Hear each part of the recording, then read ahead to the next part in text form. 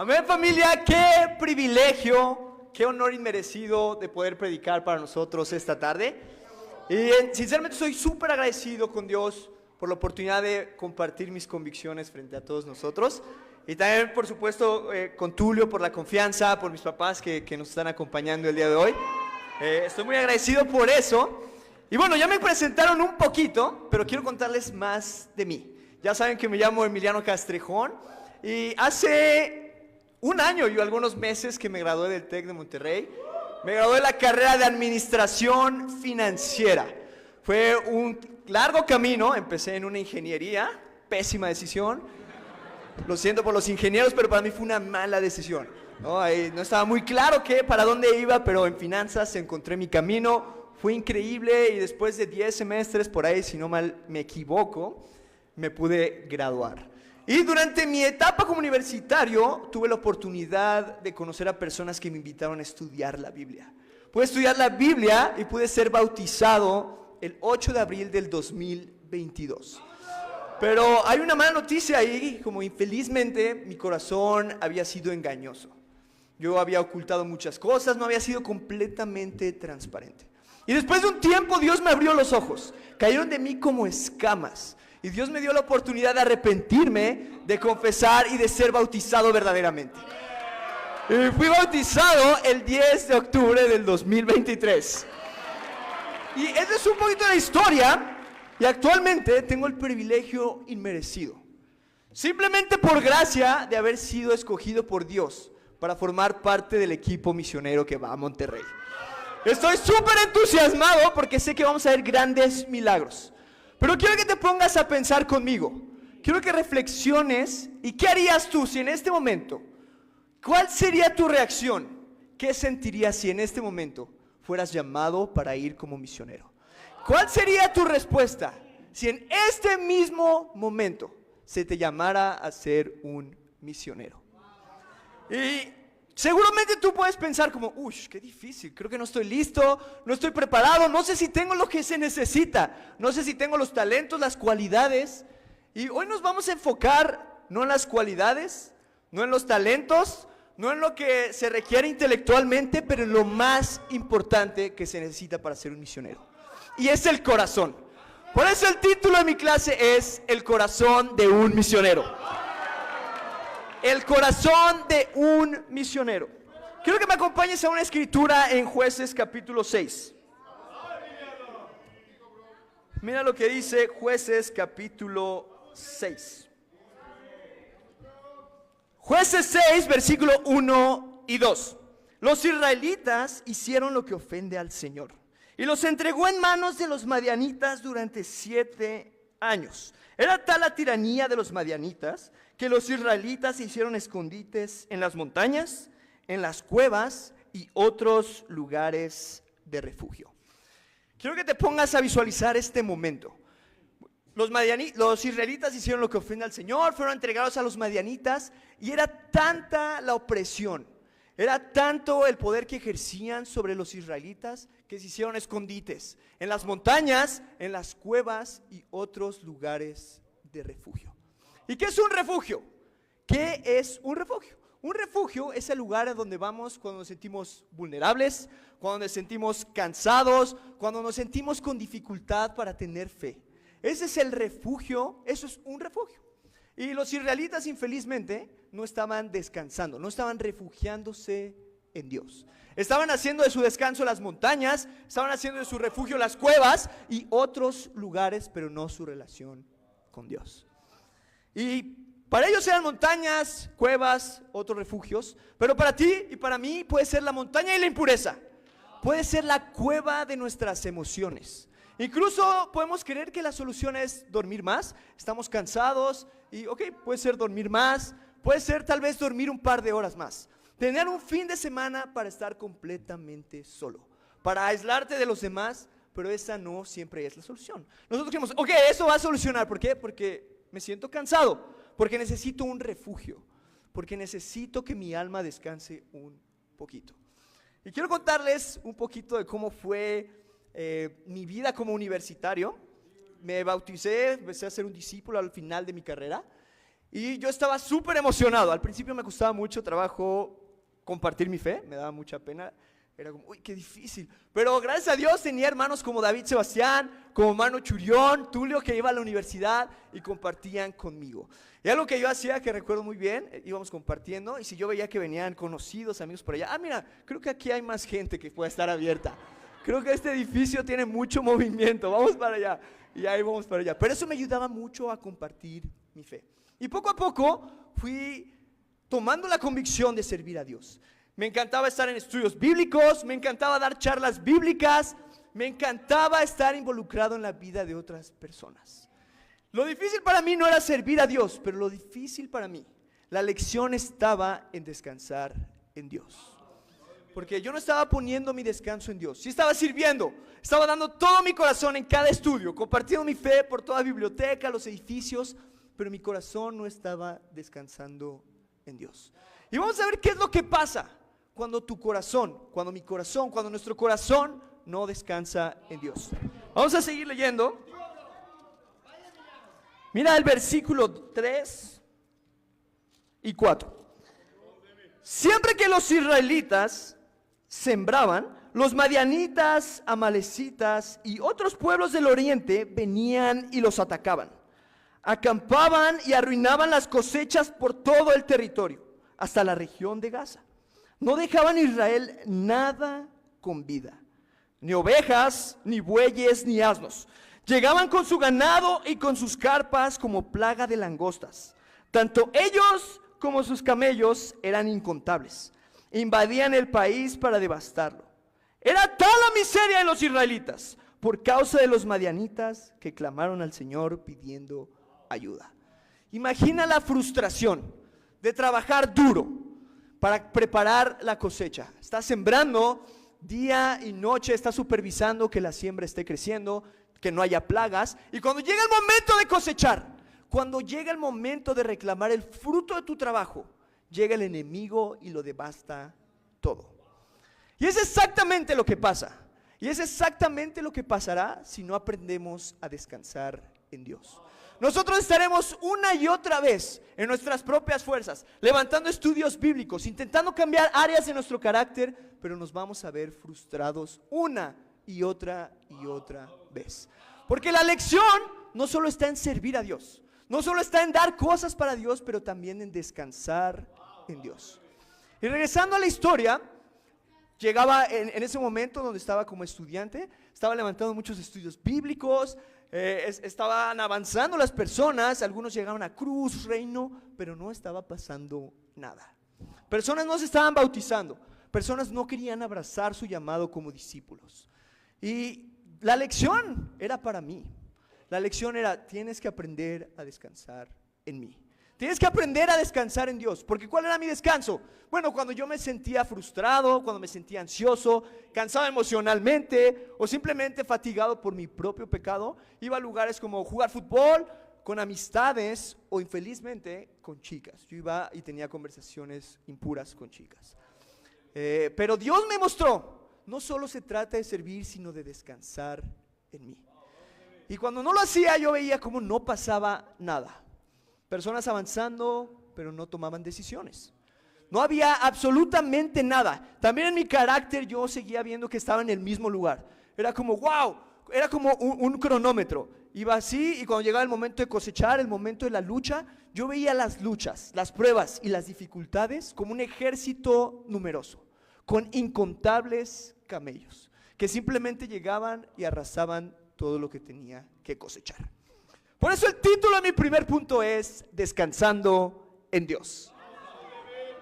Descansando en Dios. Y si alguna vez tú has estado en esta situación, tú ya sabes la respuesta. Si alguna vez o si en este momento tú estás en esta situación, que estás sirviendo a Dios con todo corazón, si estás avanzando, intentando avanzar el reino, si estás intentando cambiar áreas de tu carácter en tus propias fuerzas, pero no estás descansando en Dios, en el versículo 6 está la respuesta. Vamos a leer lo que dice. Era tal la miseria de los israelitas por causa de los madianitas que clamaron al Señor pidiendo ayuda. Lo que Dios quiere enseñarnos es que en el momento en el que queremos descansar en Dios, en el momento en el que nos sentimos agobiados, tomarnos una pausa y enfocarnos en nuestra relación con Dios, enfocarnos en Dios. Y retomando nuevamente la historia, algo que cambió en mí fue eso. Fui tomando la convicción de aprender a descansar en Dios. Cuando venían esos momentos en donde mi mente se iba, en donde la solución y el alivio más próximo era ir a pecar, venía una decisión. La decisión de ser espiritual, la decisión de orar un momento antes de tomar una decisión, de pedir un consejo o de ir a una escritura para llenarme del descanso verdadero, del descanso de Dios. Y hoy tengo un reto para todos nosotros el día de hoy, y es que simplemente podamos aprender a descansar en Dios. ¿Cómo podemos hacerlo? ¿Cuál es la respuesta? ¿Qué es lo que tengo que hacer? Es algo muy sencillo. Quiero animarte a que cuando tú te sientas cansado emocionalmente, cansado mentalmente, cuando el único lugar parezca es la montaña, parezca la cueva u otros refugios, tú te tomes un minuto para orar a Dios. Que tú te tomes un minuto para pedir consejo, para ir a las escrituras y llenarte de fe. Y aún si tu corazón no cambia, quiero animarte a que hagas lo opuesto a lo que estabas pensando hacer. Si tú estabas pensando ir a tener una conversación impura, quiero animarte a que le hables a un hermano. Y en la oración, algo que sirve mucho es que te puedas sincerar completamente con Dios. Que tú puedes decir: Dios, estoy cansado, estoy ansioso, la escuela me tiene súper agotado, no me está yendo bien en el trabajo, estoy lidiando con esta enfermedad, mi familia, estamos en una crisis financiera tal vez. Pero en ese momento tomar la decisión de ser espiritual y orar un instante. Tomar la decisión de llamar a un hermano, de orar a Dios. Dios, me siento exactamente así, pero necesito de tu ayuda. Yo sé que tú conoces mi corazón y que solo tú puedes ser mi descanso. Y Dios va a hacer cosas increíbles. Vamos a seguir leyendo Jueces 6, versículo 7. Jueces 6, versículo 7. Sí que es necesaria la hidratación. Yo cuando veía que se hidrataban decía: no, es puro show, pero sí es necesaria. Vamos a leer Jueces 6, versículo 7. Cuando los israelitas clamaron al Señor a causa de los madianitas, el Señor les envió un profeta que dijo: así dice el Señor Dios de Israel, yo los saqué de Egipto, tierra de esclavitud, y los libré de su poder. También los libré del poder de todos sus opresores, a quienes expulsé de la presencia de ustedes para entregarles su tierra. Les dije: yo soy el Señor su Dios. No adoren a los dioses de los amorreos en cuya tierra viven. Pero ustedes no me obedecieron. Bueno, aquí, ¿qué es lo que podemos ver? Dios contesta sus oraciones. Dios contesta, envía un profeta y responde su oración. Vamos a seguir leyendo, versículo 11. El ángel del Señor vino y se sentó bajo la encina que estaba en Ofra, la cual pertenecía a Joás, del clan de Abiezer. Su hijo Gedeón estaba trillando trigo en un lagar para protegerlo de los madianitas. Cuando el ángel del Señor se le apareció a Gedeón, le dijo: el Señor está contigo, guerrero valiente. Wow, ¿de dónde Gedeón era un guerrero valiente? O sea, en un lugar muy pequeño, un lagar, que no era el lugar indicado para trillar, pero está en un lugar súper chiquito ahí, protegiendo la cosecha, protegiendo el trigo de los enemigos. Wow, ¿de dónde es un guerrero valiente? Pero vamos a seguir leyendo. Versículo 14. Versículo 13. Pero Señor, replicó Gedeón, si el Señor está con nosotros, ¿cómo es que nos sucede todo esto? ¿Dónde están todas las maravillas que nos contaban nuestros padres cuando decían: el Señor nos sacó de Egipto? La verdad es que el Señor nos ha desamparado y nos ha entregado en manos de Madián. El Señor lo encaró y le dijo: ve con la fuerza que tienes y salvarás a Israel del poder de Madián. Yo soy quien te envía. Pero Señor, objetó Gedeón, ¿cómo voy a salvar a Israel? Mi clan es el más débil de la tribu de Manasés y yo soy el más insignificante de mi familia. Versículo 16. El Señor respondió: tú derrotarás a los madianitas como si fueran un solo hombre, porque yo estaré contigo. Mira qué escena tan increíble. Gedeón estaba con cositas ahí, cositas no lidiadas, estaba un poquito amargo. Y no sé si tú alguna vez has estado en esa situación. Si Dios está conmigo, ¿cómo es que aún no consigo el novio o la novia que quiero? Si Dios está conmigo, ¿por qué estoy atravesando por esta prueba financiera? Si Dios está conmigo, ¿por qué mi charla no puede dar fruto? Si Dios está conmigo, ¿por qué hay tanta debilidad?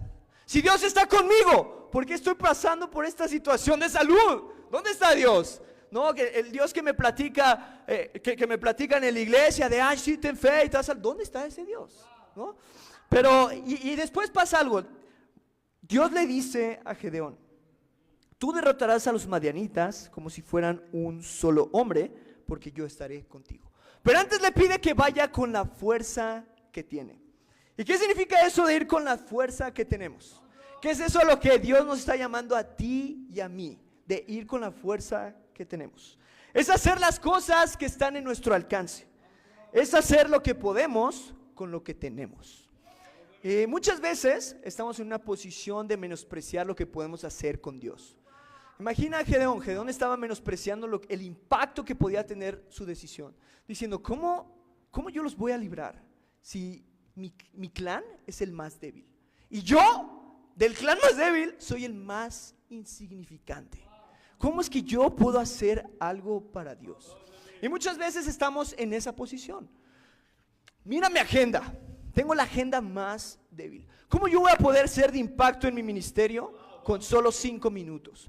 ¿Cómo yo voy a poder hacer un milagro en el ministerio si solamente puedo compartir con una persona al día? Si solo puedo ir un día a la universidad, si solo puedo estar con la charla de solteros los jueves en la noche, los viernes en la noche. Y menospreciamos lo que Dios puede hacer con nuestra fe. Menospreciamos el impacto que puede tener una decisión. La decisión de ir con las fuerzas que tenemos. Por eso mi segundo punto es, ve con la fuerza que tienes. Ve con la fuerza que tienes. Y algo que me inspira muchísimo este punto es el equipo de Monterrey. Somos 9 discípulos, todos inexpertos en la misión. Bueno, Tulio tiene un poquito más de experiencia, pero el resto no tenemos experiencia en ir en otro país, dejar nuestra familia, ya no poder ir en sábado a casa de mamá y papá para comer, tal vez para lavar ropita, ¿no?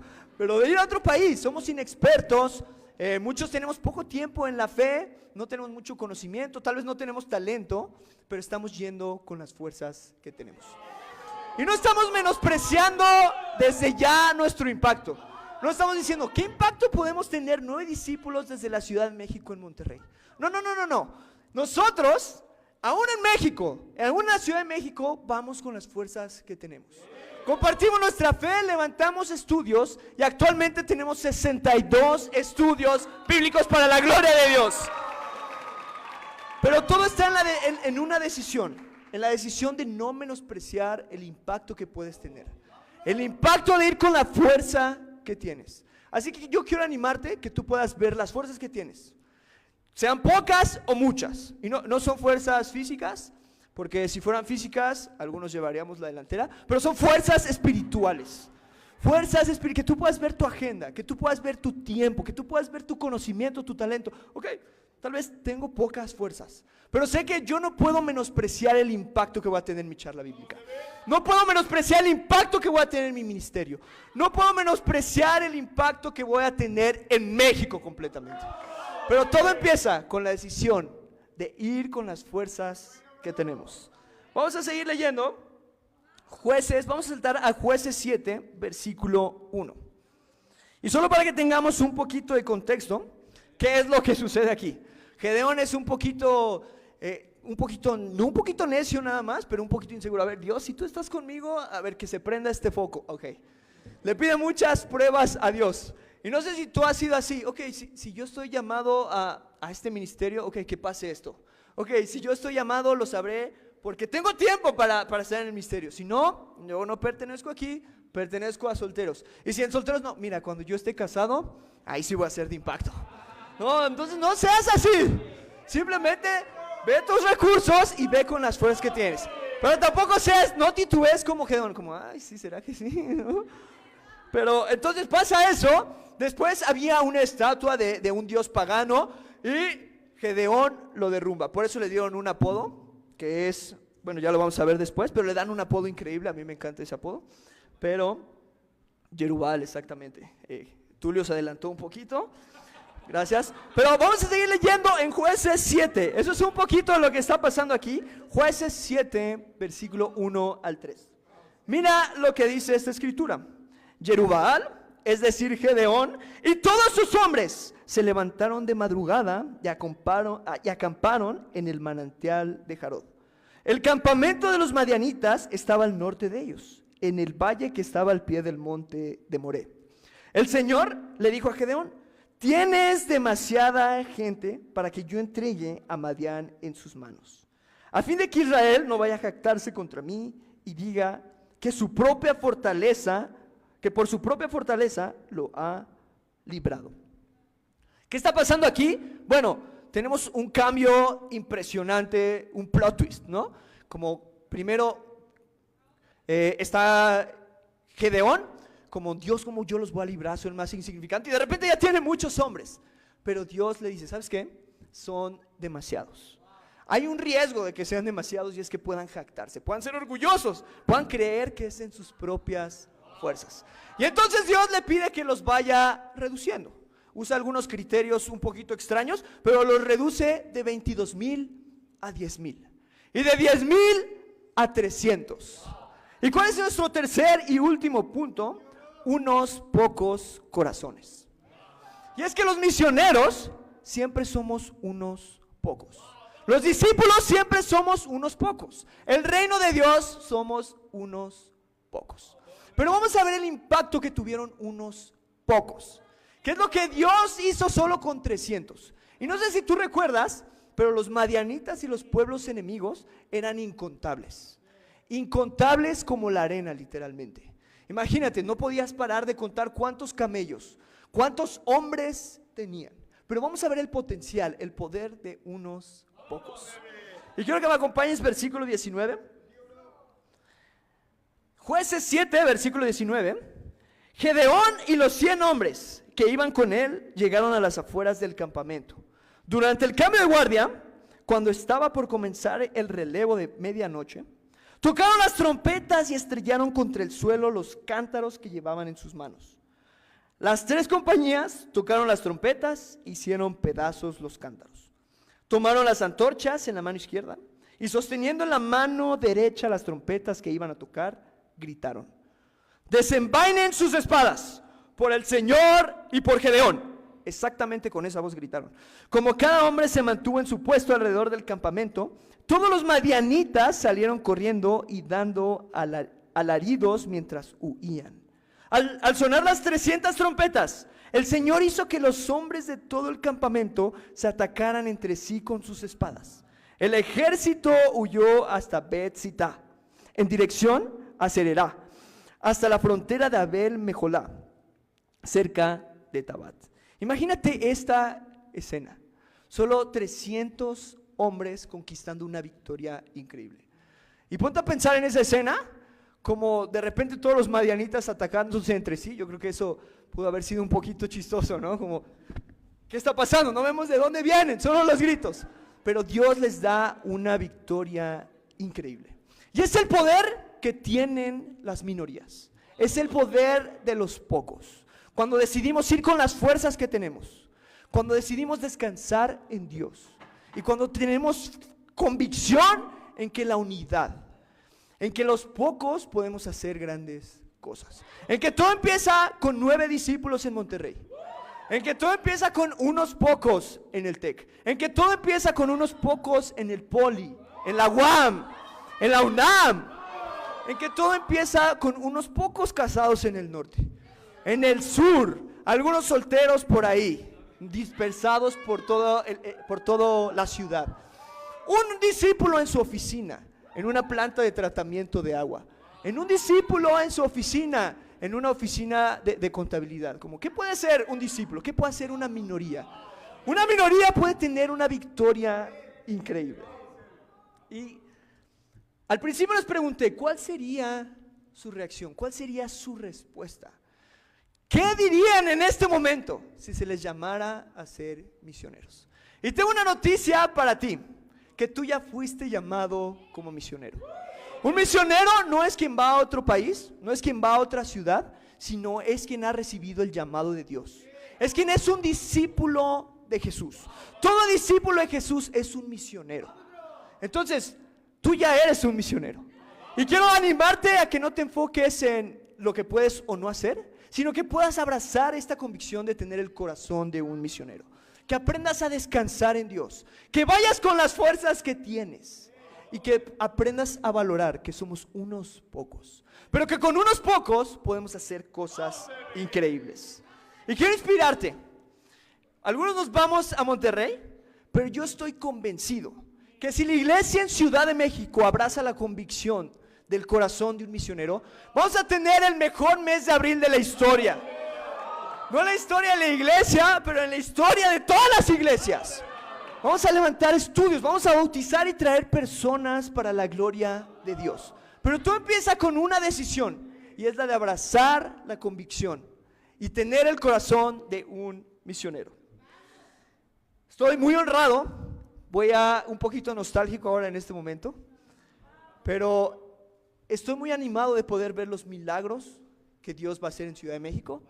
Ahora desde el norte, con un poquito más de calor, con un poquito menos de recursos, con las fuerzas que tenemos, pero estoy increíblemente animado de ver y escuchar buenas noticias desde allá. Y sé que ustedes también las escucharán y que se les dibujará una sonrisa en el rostro. Y nos estaremos viendo, nos vamos a encontrar muy pronto en el camino, pero tengamos todos el corazón de un misionero y para Dios sea la gloria.